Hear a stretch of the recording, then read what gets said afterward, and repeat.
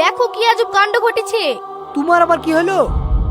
এই দেখো দেখো, এই দেখো তোমার সামনে আমি একটা মাছ রেখে গেলাম, আর ওই দেখো একটা মাছ কেটে রেখেছি, তারপরে ঢাকার দেশে দেখি ও মা ডবল মাছ হয়ে গেছে। হ্যাঁ তাই তো। আব্বা, আমার মনে হচ্ছে এটা কোনো জাদুর পাত্র। আমারও তাই মনে হয়েছে। দাঁড়া পরীক্ষা করি দেখি। সাবানা, মাছ দুটো ধরো।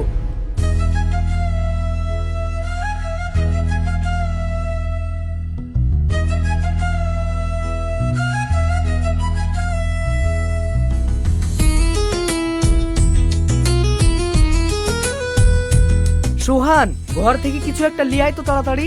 আব্বা, ঘর থেকে আবার কি আনবো? আরে যে কোনো একটা খাবার জিনিস লিয়ে আয় না চট করি।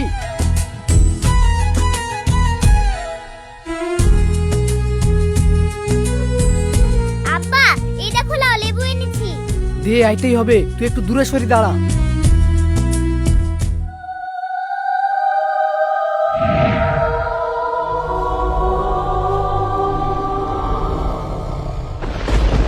ওরে বাবা রে, এ তো সত্যি। আমি একটা লেবু রাখলাম আর দুইটো হয়ে গেল। কি জাদুর পাত্র, জাদুর পাত্র! আব্বা, আমাদের তো কপাল খুলে গেছে, আমরা জাদুর পাত্র পেয়ে এই গেছি। সোহান, থাম থাম, চিৎকার করছিস কেন? তুই কি পাগল নাকি? কেন মা, কি হয়েছে? আরে আস্তে কথা বল গাধা, এভাবে চিৎকার করলে হবে? কেউ যদি শুনে ফেলে তাহলে জেলি পালে যাবে। बात तो सही है। क्या सोच है रे तेरी। আচ্ছা, এই ব্যাপার। আব্বাকে তো খবরটা দিতে হয়। হ্যাঁ সোহান, তোর মা ঠিক কথা বলেছে, বেশি লাফাসনি।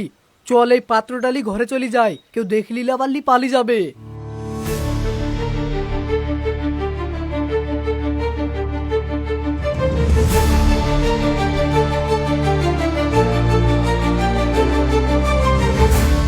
আব্বা, ও আব্বা!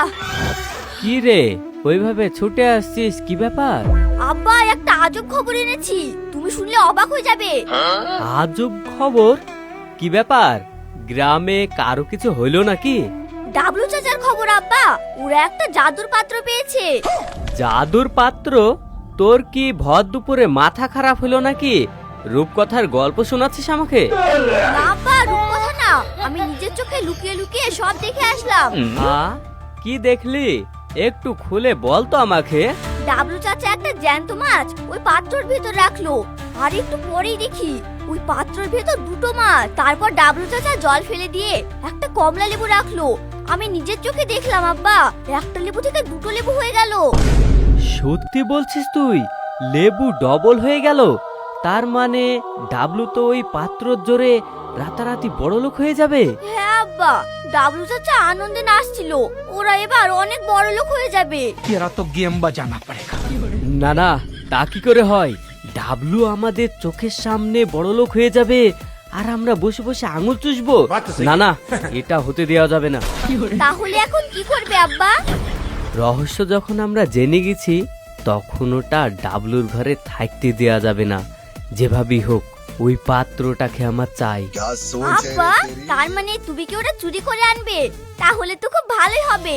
আমাদের ঘরে যা কিছু আছে সব ওই পাত্রটার ভিতর ঢুকিয়ে দেব, তাহলে সব ডবল হয়ে যাবে। একদম ঠিক ভাবনা চিন্তা করেছিস মা। 1 বস্তা চাল দিলে 2 বস্তা হবে, 10 টাকা দিলে 20 টাকা হবে।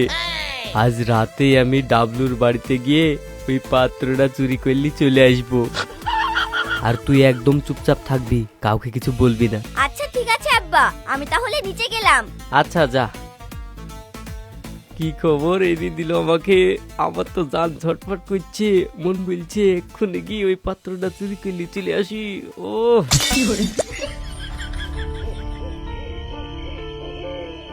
কি ব্যাপার, আব্বা এখন আসছে না কেন? ওরা কি আব্বাকে ধরে ফেলেছে নাকি? রিজিয়া, এই দেখ মাটির পাত্র ডালি চলে এসেছি। ও মা, আব্বা তুমি সত্যি সত্যি মাটির পাত্রটা চুরি করে নিয়ে চলে আসলে? রাস্তায় তোমাকে কেউ দেখেনি তো? আরে না না, আমাকে কেউ দেখেনি। ডাবলু তো বাড়িতে নাক ডেকে ঘুমাচ্ছিল, আমি টুক করে গিয়ে লোক খেলে চলে এসেছি, কেউ টেরই পাইনি। রিজিয়া, এক কাজ কর, ঘরে যে 25 কেজি চালের বস্তাটা আছে না, ওই চালের বস্তাটা নিয়ে আয়, এইটার ভিতরে রেখি ডবল করে ফেলবো। আব্বা, তুমি কি খুশিতে পাগল হয়ে গেলে? কত বড় চালের বস্তা কি পাত্রতে আসবে। बात तो सही है दौड़ना तो पड़ता है।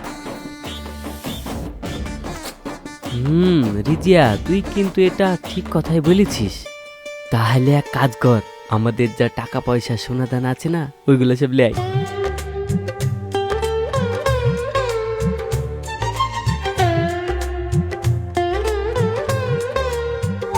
লাই লাই তাড়াতাড়ি লাই। লেও লেও লেও, ঘরে যে টাকা পয়সা ছিল সবই চলে এসেছি। বাহ খুব ভালো করেছিস।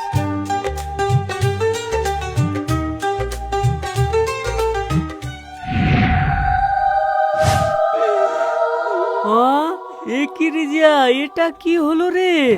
আমাদের টাকা পয়সা সোনা দানা সব কোথায় গেল? সব ছাই হয়ে গেল যে। তাই তো আব্বা, এ তো দেখছি সব ছাই হয়ে গেছে। মায়ের সোনার গয়না, তোমার জমানো টাকা কিছুই নেই, সব ছাই হয়ে গেছে। ওরে বাবা রে, আমার সব শেষ হয়ে গেল রে। আমি লোভে পড়ে নিজের সর্বস্ব হয়ে বসলাম। আমার সোনা দাদা টাকা পয়সা সব ছাই হয়ে গেল রে। কাঁদতে বারণ করেছিলাম না আব্বা? অন্য জিনিসে লোভ করলে এই পরিণতি হয়। চুরি করা জিনিসে কি আর জাদু কাজ করে? উল্টে নিজের আসলগুলোই ছাই হয়ে যায়। আমি একটা আস্ত গাধা, ডাবলুকে বড় লোক হতে দেখে আমার চোখ অন্ধ হয়ে এসেছিল রে। লোভে পড়ে আমার অতগুলো সোনা দানা টাকা পয়সা সব ছাই হয়ে গেল। একটা কথা আজ খুব ভালো করে বুঝতে পারছি আব্বা, যার ভাগ্যে আছে সেই পায়, আর যার ভাগ্যে নেই তার ভাগ্যে ওই ছাই জোটে। পরিশ্রম আর সততায় মানুষকে বড় হতে সাহায্য করে। শর্টকাটে বড় লোক হওয়ার কোনো রাস্তা নেই।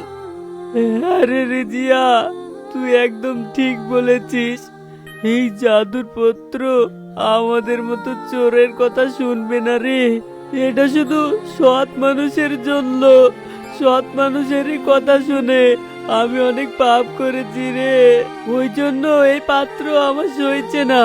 আমি এটাকে এক্ষুনি ডাবলুর বাড়িতে ফিরে দিয়ে আসছি।